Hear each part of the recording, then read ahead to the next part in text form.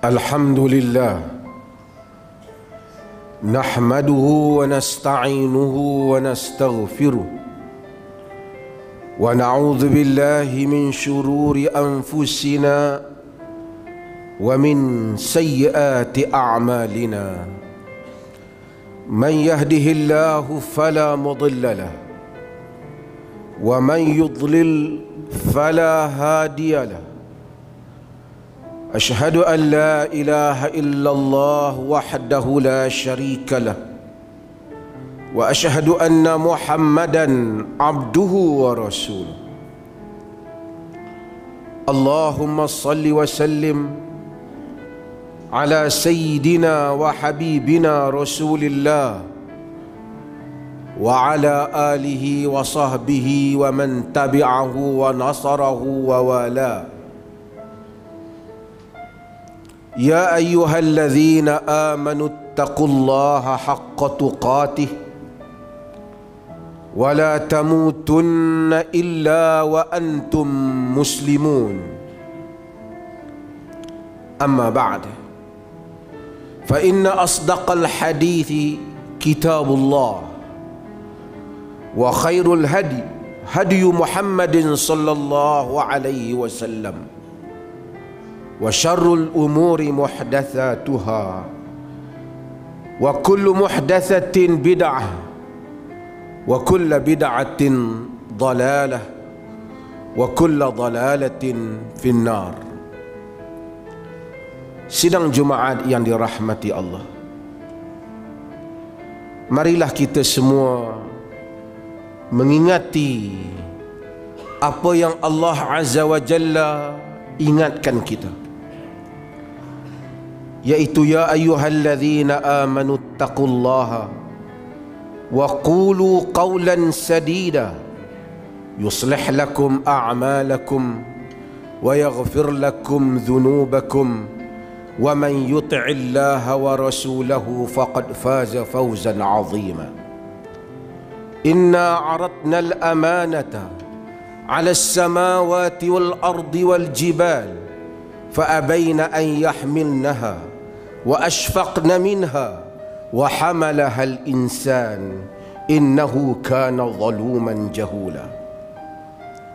Maksudnya, wahai orang-orang yang beriman, bertakwalah kepada Allah dan berkatalah dengan perkataan yang tepat, yang benar, dengan ketakwaan dan bercakap benar, menegakkan yang benar. Yuslih lakum a'malakum, Allah akan membaiki amalan kamu dan mengampunkan dosa kamu. Sesiapa yang mentaati Allah dan Rasulnya, sesungguhnya dia telah berjaya dengan kejayaan yang besar.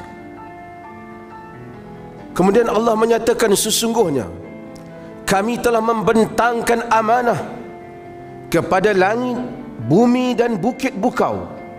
Kesemuanya enggan menerima amanah itu, tidak sanggup dan merasa gerun untuk memikulnya. Kemudian ia dipikul oleh manusia. Sesungguhnya manusia itu sangat zalim dan sangat jahil. Sidang Jumaat yang dirahmati Allah, sehari dua lagi dunia akan menyambut angka baru bagi bilangan tahun, yaitu 2023. Ramai orang kita akan lihat berpesta kerana berjaya menghabiskan kononnya tahun 2022 dan menyambut 2023 dalam kiraan Masihi. Ramai yang akan berhimpun dengan perhimpunan yang besar di seluruh dunia dan merayakannya. Kita bersetuju dengan keputusan yang dibuat oleh kerajaan pusat untuk tidak mengadakan sambutan tahun ini dengan alasan keadaan ekonomi bagi negara ini. Bahkan kita menambah bahawasanya kebanyakan sambutan tahun baru yang dilakukan di negara ini atau di luar daripada negara ini tidak banyak membawa manfaat kepada kehidupan manusia. Bahkan hanya sia-sia pada waktu dan harta. Mungkin juga membawa manusia melakukan perkara-perkara yang tidak wajar di dalam menghargai jangka hayat dan umur yang telah Tuhan tambahkan untuk mereka. Sidang Jumaat yang dirahmati Allah, sama ada tahun baru hadir atau ia tidak hadir, sama ada angka itu berubah ataupun tidak berubah, saban detik, saat, minit dan waktu usia kita bertambah. Bagi setiap penambahan usia kita mendekatkan kita pada tarikh kematian yang telah Allah Subhanahu wa taala tetapkan bagi setiap diri di antara kita. Tidaklah banyak bedanya antara kita dan manusia yang menunggu hukuman mati untuk ia dijatuhkan hukuman kematian ke atasnya. Yang membedakannya hanyalah dia telah diberitahu tarikh hukumannya, sedangkan kita tidak diberitahu. Selain daripada itu, kita sama dengannya. Setiap waktu yang bertambah, hari yang bertambah, menambahkan dekatnya kita kepada saat pengakhiran kita, yang kita tidak tahu bilakah ia akan berakhir. Jika manusia insaf hal itu, mereka tidak berpesta dengan kedatangan saat yang baru. Bahkan mereka akan merasakan kebimbangan tentang nasib yang akan mereka temui apabila saat pengakhiran mereka telah sampai. Sidang Jumaat yang dirahmati Allah, dengan bertambah tuanya dunia, bertambahnya usia alam ini,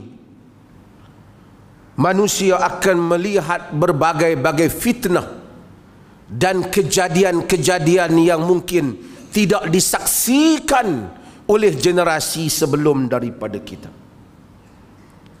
Penambahan umur dunia tidak menambahkan melainkan banyaknya kejadian-kejadian yang menjadi fitnah dan kekacauan terhadap kehidupan dan agama manusia itu sendiri.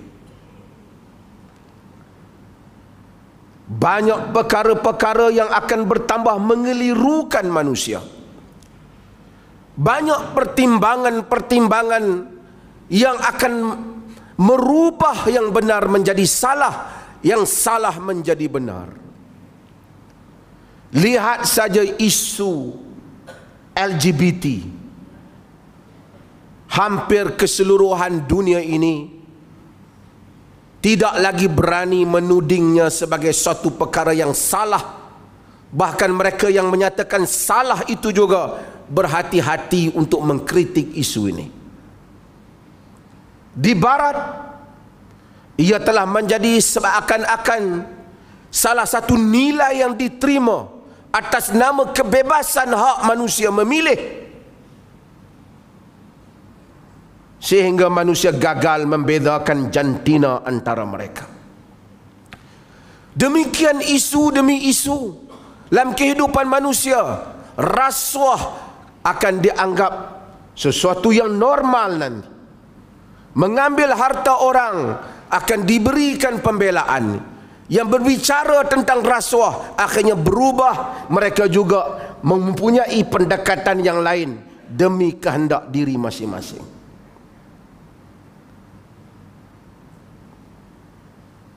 Abdullah ibn Mas'ud mengingatkan kita tentang hal ini, bahawasanya fitnah akan berlaku dalam hidup manusia, sehingga manusia tidak dapat lagi membedakan antara yang sunnah dengan yang tidak yang sunnah. Bid'ah akan dianggap sunnah, sunnah dianggap asing dalam kehidupan manusia. Baik dianggap buruk dan demikian sebaliknya. Kata Abdullah bin Mas'ud dalam riwayat Al-Imam Ad-Darimi, diriwayatkan juga oleh Al-Hakim dan selainnya, dia menyatakan bahawasanya, kaifa antum idza labisatkum fitnah yahrumu fiha al-kabir wa yarbu fiha as-saghir wa yattakhidhuha an-nasu sunnah fa idza ghuyirat qalu ghuyirati sunnah wa fi riwayatin qalu hadha munkar. Kata Abdullah bin Mas'ud, apa akan terjadi kepada kamu nanti apabila kamu semua diliputi oleh fitnah, sehingga yang tua telah tua di dalam fitnah, tua dalam kesalahan, yang kecil membesar di dalam kesalahan. Fitnah itu dianggap oleh manusia sebagai sunnah, diambil sebagai sunnah, sehingga apabila ia diubah, maka akan dikata telah diubah sunnah. Di dalam riwayat yang lain dikatakan telah berlaku kemungkaran, ini mungkar. Orang bertanya Abdullah bin Mas'ud, berdasarkan riwayat ini kemungkinan besar Abdullah bin Mas'ud mendengar ini daripada Nabi, kerana mustahil ia mempunyai ilmu yang seperti ini. Abdullah bin Mas'ud ditanya, mata zalika ya Aba Abdurrahman, bila hal itu berlaku wahai Aba Abdurrahman, yakni gelaran Abdullah bin Mas'ud. Kata Abdullah bin Mas'ud, idza kasurat qura'ukum wa qallat fuqaha'ukum, apabila ramainya pembaca-pembaca kamu tetapi sedikit orang-orang yang benar faqih, benar-benar memahami inti kandungan agama. Ramai yang boleh menyebut teks agama, tapi tak ramai yang benar-benar faqih memahami agama. Wa kasurat umara'ukum, banyaknya pemimpin-pemimpin kamu, banyaknya orang politik kamu.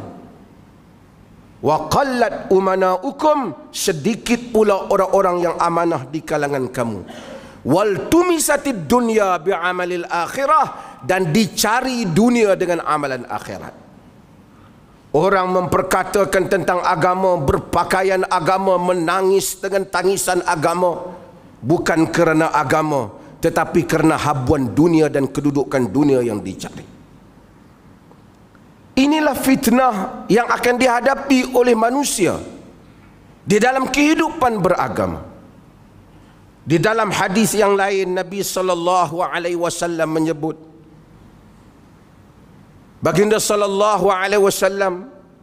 dalam riwayat Ahmad dan diriwayatkan juga oleh Al-Bazzar dan selainnya, Ibn Majah juga, Nabi SAW menyatakan, sayati 'alan nas sanawatun khadda'at, akan datang kepada manusia tahun-tahun yang menipu. Yusaddaqu fiha al-kadhibu wa yukadzabu fiha as-sadiqu wa yu'tamanu fiha al-kha'inu wa yukhawwanu fiha al-amin wa yantiqu fiha ar-ruwaybidah. Qila wa ma ar-ruwaybidah? Qala ar-rajulu tafih fi amril 'ammah. Nabi SAW menyatakan akan datang kepada manusia tahun-tahun yang menipu mereka. Ketika itu orang yang benar, orang yang dusta dikatakan benar. Pendusta akan dikatakan seorang yang benar, yang benar akan dikatakan dusta, yang amanah dikatakan khianat, yang khianat dikatakan amanah, dan akan berbicara ar-ruwaybidah. Nabi SAW ditanya, wa mar ruwaybidatu ya Rasulullah, apa itu ruwaybidah wahai Rasulullah? Nabi menyatakan, ar-rajulu tafih fi amril 'amah. Dan sebagian riwayat ar-rajulu tafih yatakallamu atau al-tafihu yatakallamu fil amril 'amah. Orang yang selekeh tetapi bercakap di dalam urusan awam. Orang yang tidak ada standard yang sepatutnya menguruskan orang awam. Yang khianat harta awam menguruskan harta awam. Yang jahil tampil memperkatakan hukum hakam syarak. Yang tidak tahu tentang agama dijemput untuk berbicara hukum hakam agama. Sanawatun khadda'at, tahun-tahun yang menipu, kata Nabi SAW. Dan manusia akan menghadapi hal ini. Di dalam riwayat Al-Imam Tirmizi, Nabi SAW menyatakan, ya'ti 'alan nas zamanun as-sabiru 'ala dinihi kal qabiti 'alal jamr. Akan datang kepada manusia zaman, masa yang mana orang yang sabar memegang agamanya seperti seseorang yang memegang bara api. Untuk memperkatakan agama sebagai satu entertainment, sebagai satu hiburan lawak jenaka, untuk membolehkan orang bergurau senda, mungkin ramai yang boleh melakukannya. Tetapi untuk memperkatakan agama seperti yang diperkatakan oleh Nabi, seperti yang dibawa oleh Nabi, seperti yang dibawa oleh para sahabat radhiyallahu anhum ajma'in, golongan salafus salih, tidak ramai yang sanggup untuk melakukan hal itu.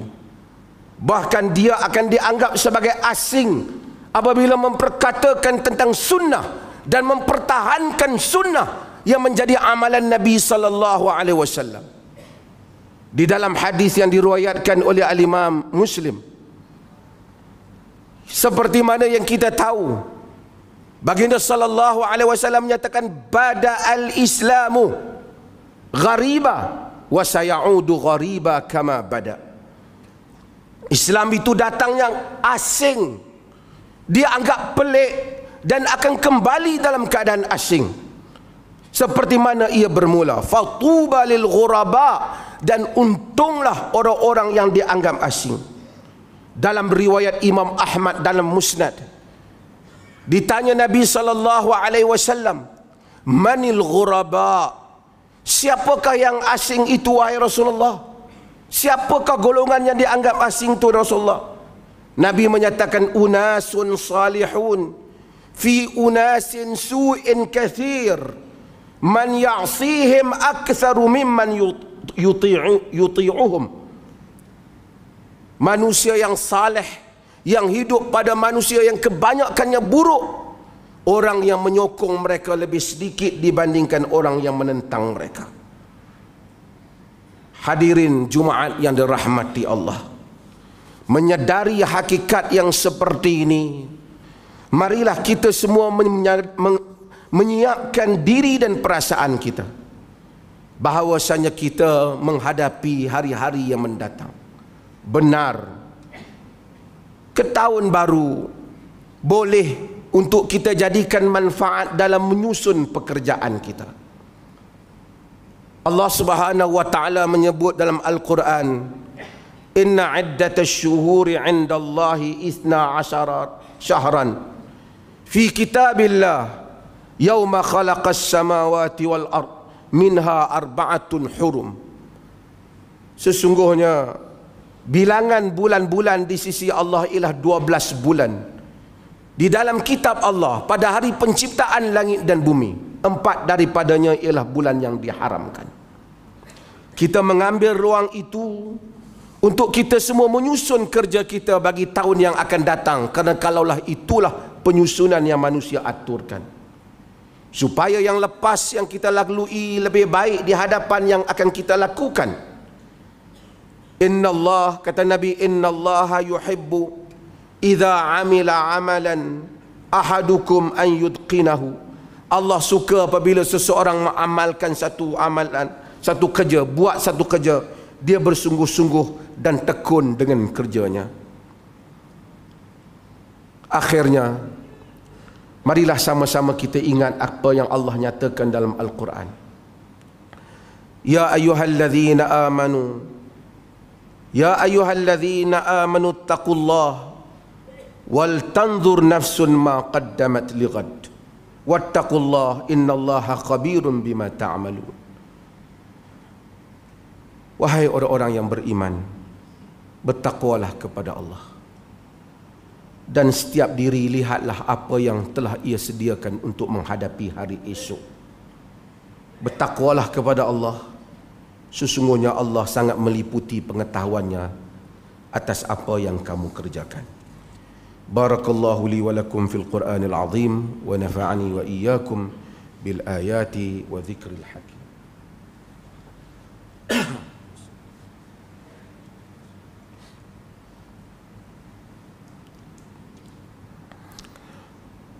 Alhamdulillah. Alhamdulillahilladzi arsala rasulahu bil huda wa dinil haqq liyudhhirahu 'ala ad-din kullihi walau karihal kafirun. Asyhadu an la ilaha illallah wahdahu la syarika lah wa asyhadu anna Muhammadan 'abduhu wa rasuluh. Allahumma salli wa sallim 'ala hadzal nabiyil karim wa 'ala alihi wa sahbihi ajma'in, amma ba'd.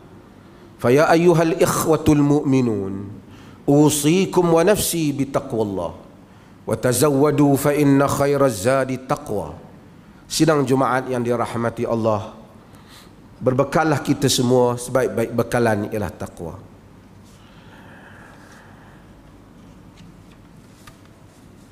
Nabi SAW menyatakan orang mukmin yang kuat lebih disukai oleh Allah daripada orang mukmin yang lemah. Al-mu'minul qawi khairun wa ahabbu ila Allah minal mu'minit dha'if.